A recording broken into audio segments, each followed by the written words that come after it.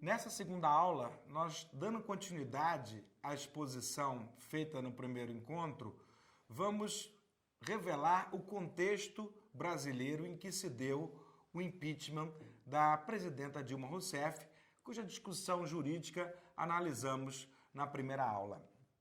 É preciso lembrar que a presidenta Dilma foi eleita para um segundo mandato numa eleição bastante apertada, onde praticamente todos os segmentos empresariais e da classe média se reuniram no apoio ao candidato derrotado, Aécio Neves. Portanto, a sua vitória se deu por uma pequena margem, o que já levou ao candidato derrotado e aos seus apoiadores a iniciar uma campanha pelo impeachment da presidenta Dilma. Antes mesmo de terminar a apuração, já se falava em recontagem de votos e no impeachment.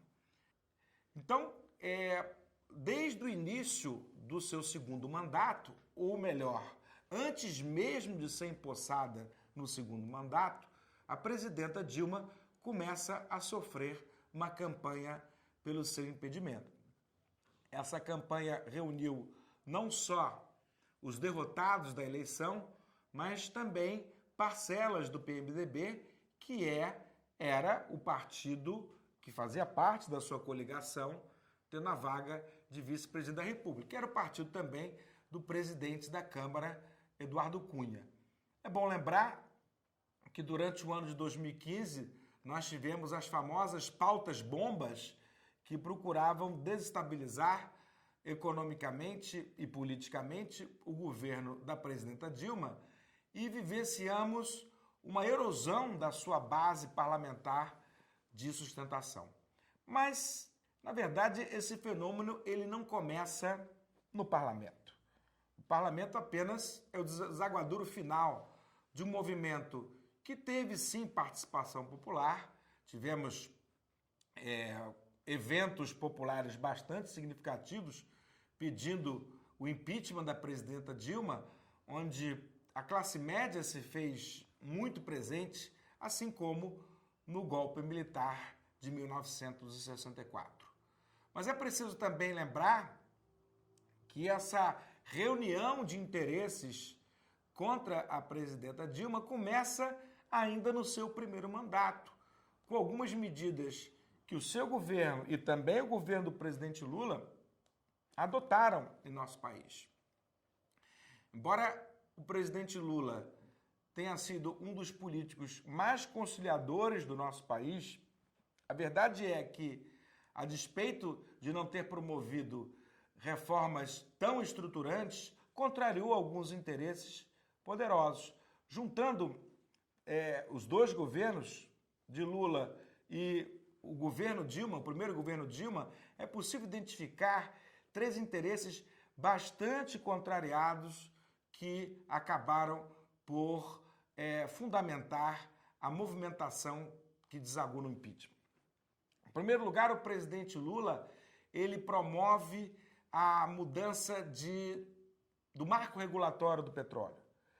Com a descoberta do pré-sal, adota-se o regime de partilha com a inserção da Petrobras numa posição de maior destaque e na reserva para a União Federal de uma quantidade de recursos maior do que no regime anterior, regime de concessão.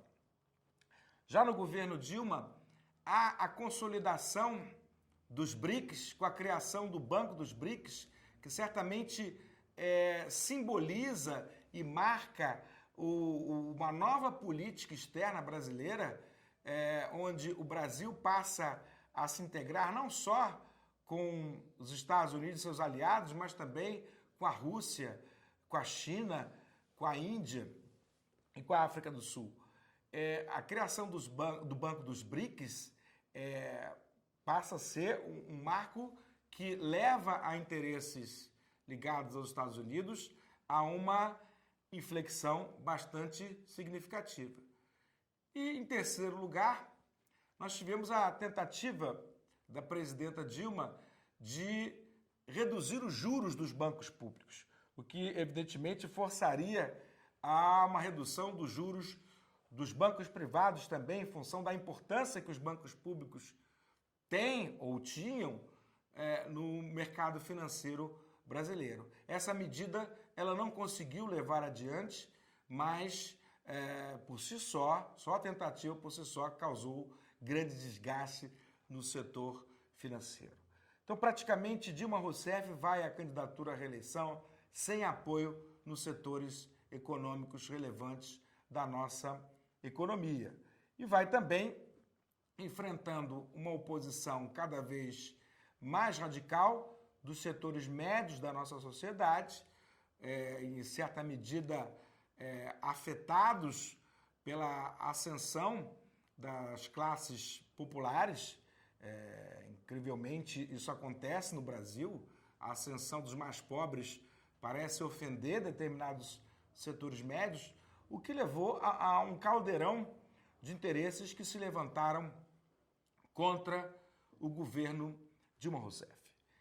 É interessante perceber, fazendo o link com a primeira aula, que esse impeachment se dá num contexto em que o neoliberalismo encontra espaço que não encontrava pela via eleitoral. Um documento importante para a certificação disso que nós estamos afirmando é o documento lançado pelo PMDB ainda em 2015, Uma Ponte para o Futuro, onde o então vice-presidente Michel Temer, presidente do PMDB, elenca medidas bastante radicais do ponto de vista do neoliberalismo, como flexibilização de direitos trabalhistas e previdenciários, como contenção de gastos sociais, que evidentemente não eram aqueles interesses que foram consagrados nas urnas em 2014, na chapa integrada não só pela presidenta Dilma, mas também pelo vice-presidente Michel Temer, que era fiador do Programa em Comum. Quer dizer, então, o golpe não se dá só pela ausência de crime de responsabilidade. Há o golpe político, há o golpe no sentimento, no anseio e no desejo do eleitor. Eleitor que votou em Dilma e em Temer, acreditando no lema nenhum direito a menos. A presidenta Dilma chegou a dizer que não haveria flexibilização de direitos trabalhistas nem que a vaca tossisse. Esses mesmos votos elegeram o vice-presidente da República. E o vice-presidente da República divulga um documento, ainda no governo Dilma Rousseff, ainda tendo a presidenta Dilma Rousseff no exercício da presidência da República, questionando as bases fundamentais de seu programa de governo. Quer dizer, essa foi a senha para a adesão não só da oposição, mas dos setores conservadores da grande base aliada da presidenta Dilma, estabelecida ainda no tempo do presidente Lula, a partir de soluções compromissórias entre os vários segmentos políticos brasileiros. Essa fragilização da base parlamentar da presidenta Dilma vem sob o embalo do questionamento daquilo de mais importante que se consolidou desde a redemocratização brasileira a partir da queda da ditadura militar e da promulgação da Constituição de 88, que é a consolidação do Estado Social no Brasil. Estado Social que tem os seus primeiros passos dados na era Vargas, sem dúvida alguma, encontra com a redemocratização do país o seu ponto de maior destaque. Como vimos na primeira aula, a consagração do Estado Social que leva ao crescimento econômico e ao combate das desigualdades sociais na América Latina nos anos 2000. E é justamente esse Estado Social que é colocado em xeque na América Latina na década atual e tem como um dos momentos mais emblemáticos o impeachment da presidenta Dilma. As primeiras medidas anunciadas pelo governo provisório do vice-presidente são de arrepiar qualquer eleitor dos dois candidatos. Já se falava naquele momento, ainda como governo provisório, em flexibilização de conquistas trabalhistas que vêm desde a era Vargas, em reforma da Previdência bastante contrária aos interesses dos trabalhadores, em redução do ensino público superior gratuito e outras medidas bastante impopulares, e um ministério que já se anunciou desde o início constituído apenas de homens brancos.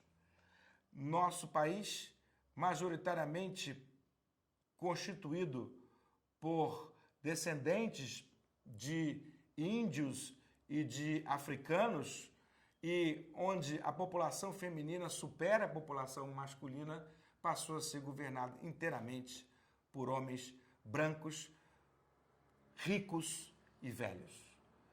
Nesse contexto, nós tivemos praticamente a revogação de todas as conquistas sociais de décadas de lutas da sociedade brasileira. E eu gostaria de elencar nesse momento 3 principais eixos mortais do Estado Social estabelecidos pelo governo Michel Temer. Em primeiro lugar, a reforma trabalhista. Não há dúvida de que a concessão de direitos dos trabalhadores é a principal forma de combate às desigualdades sociais na história do Ocidente. Tivemos a década de ouro do Estado Social nos países desenvolvidos, entre meados da década de 40 e meados da década de 70, que coincidem justamente pela consolidação dos sindicatos e dos direitos dos trabalhadores. A partir da ascensão do neoliberalismo com Reagan e Thatcher e o questionamento dos direitos dos trabalhadores e dos sindicatos, a participação dos trabalhadores na renda nacional reduz-se substancialmente. O que está ocorrendo hoje no Brasil com a implementação dessas medidas trabalhistas do governo Temer, sem sombra de dúvida, não tem como resultado a geração de empregos. Depois de mais de um ano aprovada a reforma trabalhista, se pode ver. Os empregos só subiu de lá para cá. O que há com a flexibilização dessas regras, que mexem com um dos pilares do direito do trabalho, que é a prevalência do que está na lei sobre o que é negociado, nós temos um retorno à era pré-Vargas. Por que nós consideramos isso?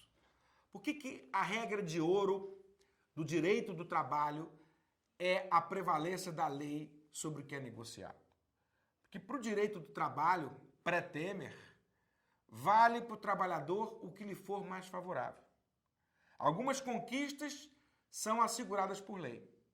Outras conquistas são asseguradas pelas lutas de determinadas categorias especificamente.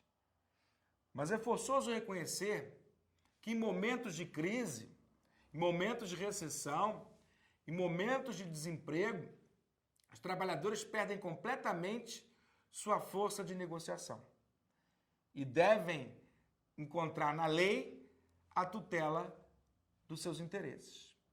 O que nós vivemos hoje no Brasil é uma brutal recessão, é uma perda crescente de postos de trabalho e uma redução dos direitos dos trabalhadores. Começa a surgir, com base na reforma, a figura do trabalhador intermitente, aquele que sequer tem direito aos direitos trabalhistas mínimos, porque é contratado por algumas horas por dia.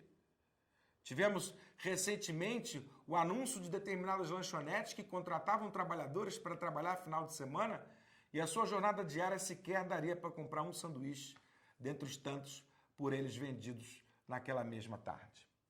Quer dizer, essa fragilização dos direitos trabalhistas, com certeza, leva a não outro resultado que não a transferência de renda da base para o topo da pirâmide, subvertendo todas as conquistas sociais dos últimos anos em nosso país. Fala agora da reforma da Previdência. Essa foi a grande derrota do governo Temer nesse período de pós-golpe de 2016. A proposta de Michel Temer para a reforma da Previdência, a meu ver, não se destinava à recuperação da Previdência. A reforma da Previdência de Michel Temer levava à destruição da Previdência como hoje nós conhecemos. Por que eu digo isso? Porque a sua proposta trazia requisitos tão duros para o trabalhador se aposentar, como, por exemplo, a exigência de contribuição por 49 anos para ter direito à aposentadoria integral.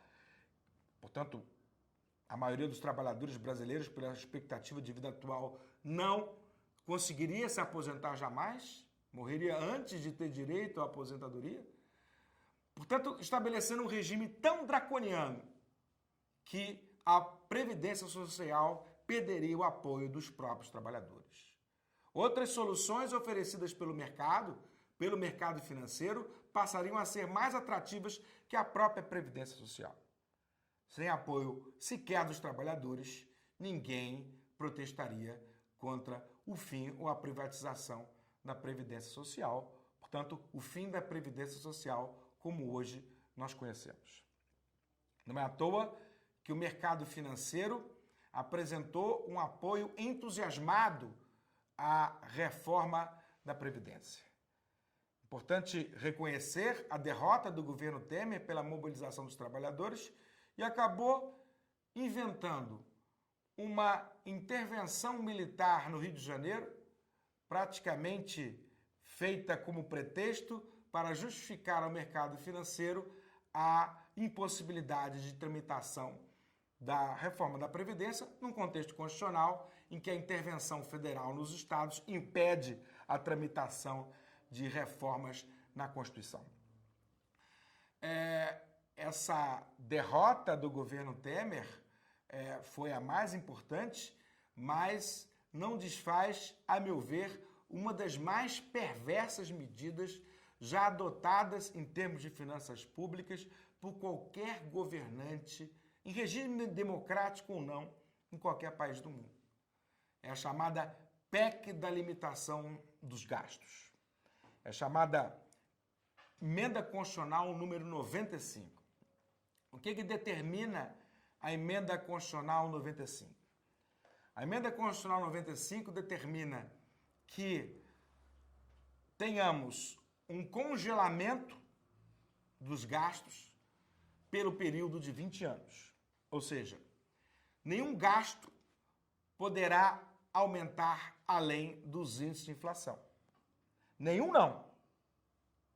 Apenas os gastos não financeiros. O que significa dizer? Significa dizer que todo o crescimento da arrecadação nos próximos 20 anos não poderão ser aplicados nas necessidades que o Congresso Nacional, os 4 próximos Congressos Nacionais e os 4 próximos presidentes da República, 5, aliás, irão determinar. Todo o crescimento econômico, todo o crescimento da arrecadação está constitucionalmente vinculado ao pagamento de dívidas, ou seja, está vinculado ao mercado financeiro. O que a PEC 95 faz, a Emenda Constitucional 95 faz, melhor dizendo, é exatamente isso. É drenar todo o crescimento da economia brasileira nos próximos 20 anos para o mercado financeiro.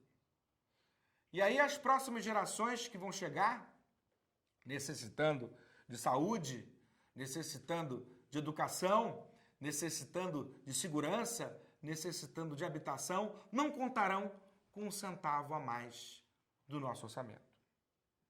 Nunca ninguém propôs algo semelhante no mundo. Já tivemos, sim, limitação de gastos por curtos períodos, 3 anos, 4 anos. Tivemos também limitações de gastos por lei ordinária, o que não impede que o próximo Congresso e o próximo governo alterem essas leis, promovendo a possibilidade de ampliação de gastos. Mas, na verdade, o que se faz por emenda constitucional é impedir que nos próximos 20 anos, ou seja, nos próximos 5 governos, a sociedade brasileira tome suas próprias decisões. Que a sociedade brasileira tome suas próprias iniciativas. É a constitucionalização do que a gente chama de austeridade seletiva. O que é austeridade seletiva? Austeridade seletiva é uma política pública implementada para propositalmente reduzir gastos quase sempre sociais, por isso é seletiva e não gastos gerais, de forma a reduzir a participação dos setores mais baixos da pirâmide social no orçamento. É simplesmente fruto da luta pelo orçamento. A austeridade seletiva canaliza o orçamento para o topo da pirâmide, para o 0,1% que concentra cada vez mais renda. Isso não é só no Brasil, isso é em todo o mundo capitalista. Fato é que, com a austeridade seletiva, reduz-se os direitos da população vinculados à saúde, educação, segurança e se eleva a participação dos ganhos do mercado financeiro, né, em fatias do orçamento.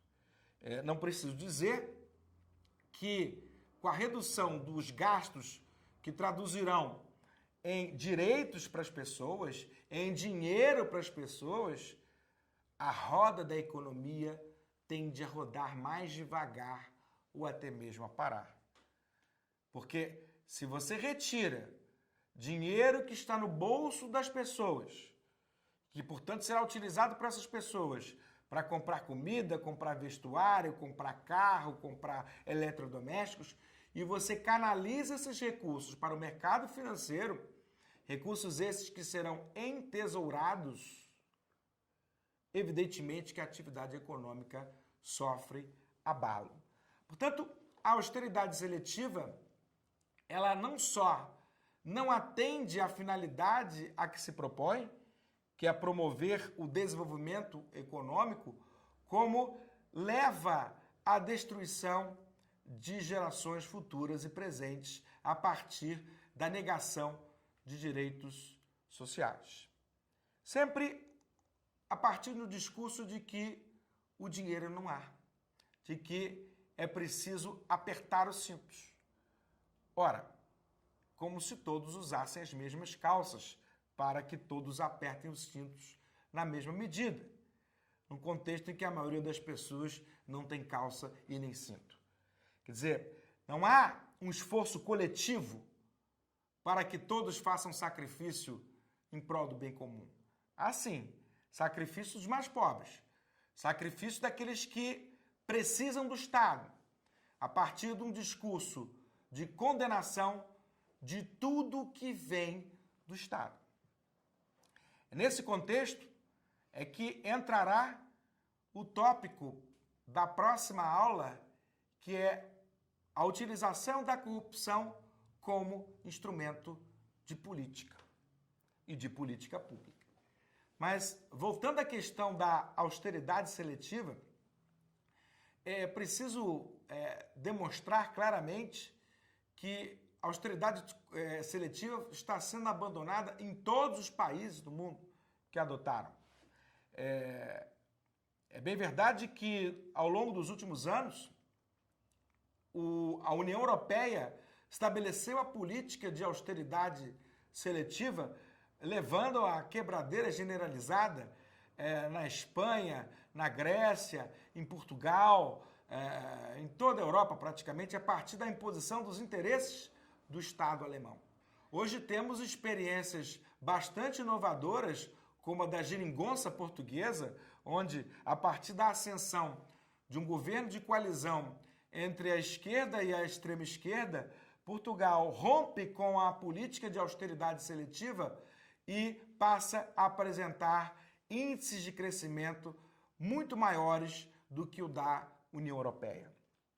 Portanto, a condenação das políticas de austeridade seletiva hoje é encontrada inclusive em órgãos bastante ortodoxos no passado, como o próprio FMI, que hoje identifica a desigualdade social crescente como um dos problemas mais importantes da nossa era.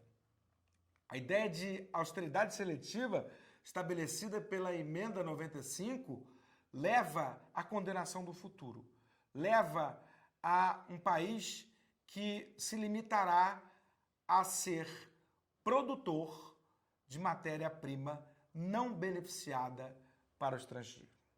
É esse o cenário em que nós temos a ascensão do governo Michel Temer, a partir de uma comoção popular contra a corrupção, se estabelece um governo marcado profundamente pela corrupção, como nenhum outro na história da República. É um governo em que vai reduzir direitos da população a patamares nunca vistos desde a Revolução de 30 em nosso país. Nem mesmo nos governos militares nós tivemos o ataque tão grave aos direitos dos trabalhadores e aos interesses do Brasil. Hoje, os interesses nacionais, hoje vemos um processo de privatização que vende o patrimônio público por valores vis.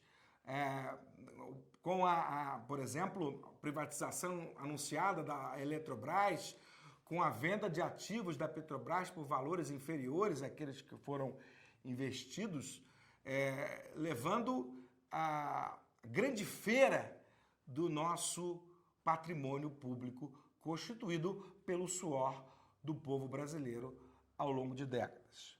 Nesse momento, as universidades públicas do Brasil sofrem os efeitos da Emenda 95. Os hospitais públicos sofrem os efeitos da Emenda 95. São as duas principais áreas que já revelam os equívocos da política de austeridade seletiva do governo Temer. A segurança pública também já não consegue mais dar as mínimas respostas que a população precisa. Até mesmo a pirotécnica intervenção militar no Rio de Janeiro não contou com os recursos necessários para estabelecer minimamente os seus propósitos. Temos, portanto, a partir dessa austeridade seletiva, a fragilização do Estado brasileiro, que não consegue mais dar respostas que a população precisa. Portanto, o resultado desse impeachment é algo que não se resume apenas à troca de guarda, ao interesse daqueles partidos que estavam na oposição e pretendiam, sem apoio da população, assumir o governo. O que se deu com o impeachment ocorrido em 2016 foi um grande golpe ao Estado Social, grande golpe aos interesses da população, grande golpe aos interesses da nação brasileira. Tivemos, nos últimos anos, um governo que não se preocupa minimamente com o interesse das pessoas e nem do país. Um governo que, a partir do discurso da fada da confiança, governa exclusivamente para o mercado financeiro. Aquilo que nós vimos ao longo do século XX, a ascensão do Estado Social como um elemento de tempero ao natural processo de acumulação de capital que leva ao crescimento da desigualdade. Como bem observou Thomas Piketty na clássica obra O Capital no século XXI, a desigualdade social tem se elevado a patamares estratosféricos e é inerente ao modo de produção capitalista. A desigualdade social aumenta toda vez que a taxa de retorno do capital é superior ao crescimento da economia. E o que o Estado Social fez ao longo do século XX e no início do século XXI na América Latina foi exatamente isso. A partir de prestações públicas do Estado, conseguir atenuar, conseguir melhorar essa grande tendência de crescimento da desigualdade social inerente ao sistema capitalista. O que se tem agora com a reversão dessa tendência é o crescimento vertiginoso da desigualdade a partir não só da restrição dos direitos dos trabalhadores, mas principalmente da contenção dos direitos prestados pelo Estado na área de educação, na área de saúde, com a piora do nível de vida de toda a população. Porém, esse golpe já nasceu com data marcada. Esse golpe ele tem um encontro com as eleições de 2018. O que poderá acontecer será objeto da nossa próxima aula. Muito obrigado.